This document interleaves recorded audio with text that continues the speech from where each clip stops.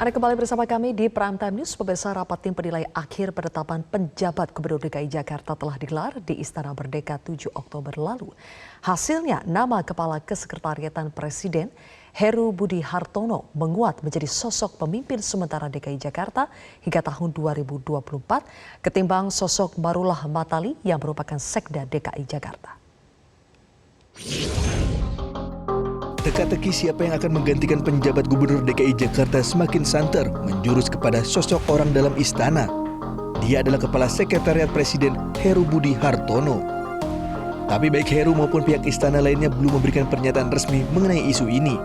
Tetapi Gubernur DKI Jakarta Anies Baswedan kepada wartawan menyampaikan selamat atas ditetapkannya Heru Budi Hartono sebagai penjabat Gubernur DKI Jakarta.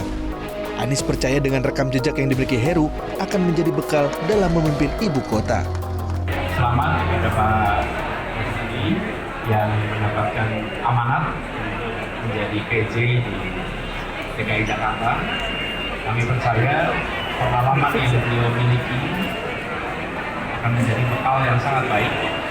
Dan kami percaya bahwa Bapak Presiden mengambil keputusan dengan mempertimbangkan seluruh faktor yang lengkap demi kebaikan bagi masyarakat Jakarta.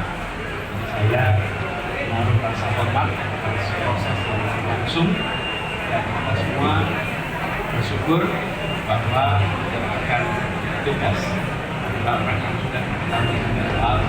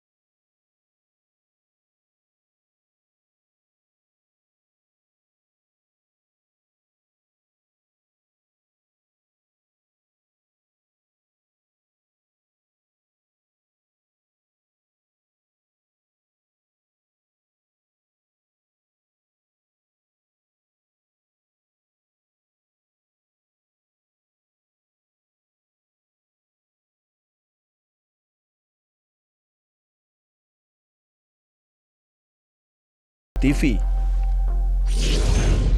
Pemirsa, apakah Heru Budi Hartono sosok yang tepat untuk memimpin Jakarta? Lalu apa saja tugas utama dan PR yang menanti penjabat Gubernur DKI Jakarta? Untuk membahasnya sudah bergabung bersama kami ada pakar otonomi daerah, Profesor Jo Hermansyah Johan. Selamat malam, Prof. Jo. Malam, Mbak Sylvia. Ya. Baik, Prof. Jo, kalau melihat sosok dari Heru Budi Hartono, apakah dengan rekam jejaknya selama ini memang cocok untuk menjadi pejabat Gubernur DKI Jakarta?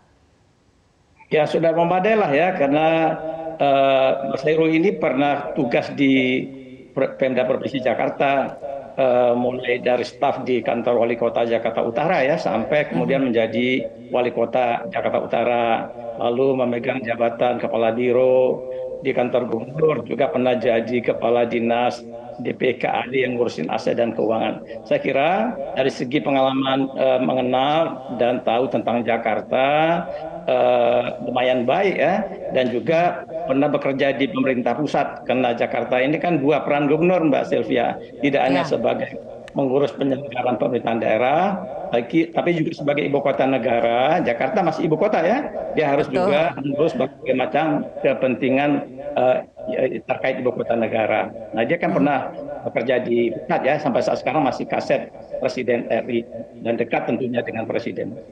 Oke. Kalau dari rekam jejak mumpuni lah ya, tapi kalau melihat tugas, tanggung jawab, beban untuk mengelola ibu kota negara sekelas DKI Jakarta, apa saja kriteria yang harus dimiliki atau nantinya sosok Heru ini harus seperti apa dalam mengelola ibu kota negara sekelas Jakarta? Nah, yang pertama dia harus memiliki kemampuan untuk mengelola birokrasi Pemda DKI yang besar.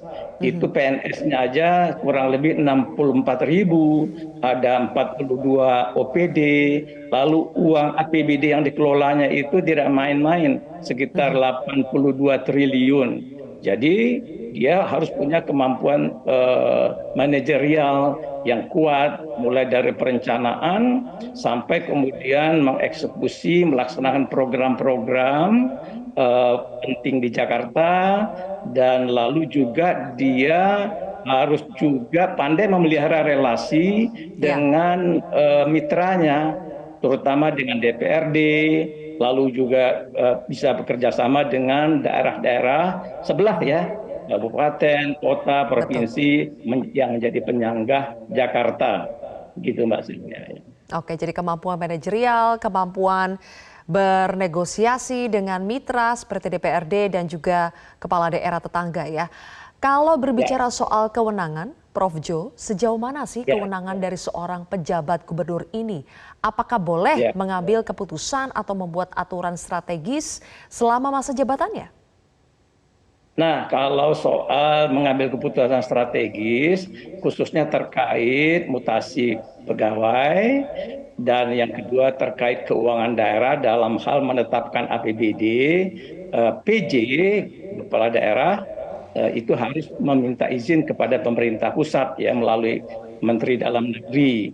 Di luar itu, PJ ini memiliki kewenangan yang hampir sama atau mirip dengan kepala daerah yang definitif, karena dia bisa menjalankan program-program yang sudah ditetapkan dan dimasukkan dalam dokumen-dokumen resmi. Nah, nanti salah satu dokumen resmi yang harus dijalankan oleh PJ Gubernur DKI ini adalah namanya RPD, Rencana Pembangunan Daerah 2023-2026, yang sudah disiapkan oleh Gubernur Anies ya, atas dasar instruksi Mendagri. Lalu ya harus menjalankan program-program itu, menangani banjir, mengurus soal sampah dan sebagainya, Mbak Sylvia. Oke, jadi kewenangannya seperti itu.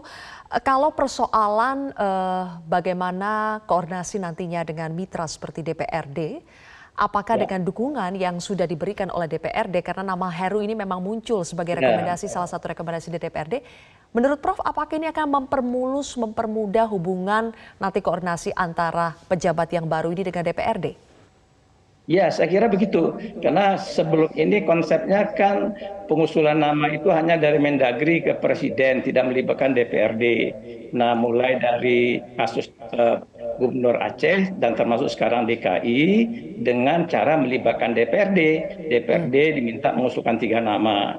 Dengan demikian, artinya nama-nama yang diusulkan ke Presiden itu juga berasal dari kalangan DPRD. Dan kebetulan nama yang dipilih oleh Presiden adalah yang berasal dari DPRD. Dan Mendagri juga mengusulkan nama ke Presiden kan, saya dengar juga sama dengan usulan DPRD. Dengan demikian, maka tentunya DPRD harus mendukunglah ya nama yang diusulkan ini, karena dianggap sudah lengkap kompeten. Oke, terakhir Prof. Jo, ini masa jabatan pejabat gubernur yang panjang ya, hampir 2 tahun. Nah, dalam 2 tahun jikalau harus membuat keputusan yang memang strategis, apakah bisa dilakukan sendiri atau harus melalui Kemendagri? Ya, itu tadi yang 2 hal tadi dalam soal mutasi, kalau ada pegawai pensiun, pejabat pensiun, atau ada yang meninggal dunia, para pejabat penting di DKI, kepala dinas misalnya, maka dia nanti proses penetapannya lewat persetujuan Mendagri, termasuk juga ketika menetapkan APBD DKI yang besar itu, dia juga harus seizin Mendagri. Kalau yang lain-lain dia sudah bisa menjalankan kebijakan yang ditetapkan di dalam RPD, Rencana Pembangunan Daerah 2023-2026 itu. Baik, kalau begitu. Terima kasih Profesor Jo Hermansyah Johan telah bergabung bersama kami di Prime Time News hari ini.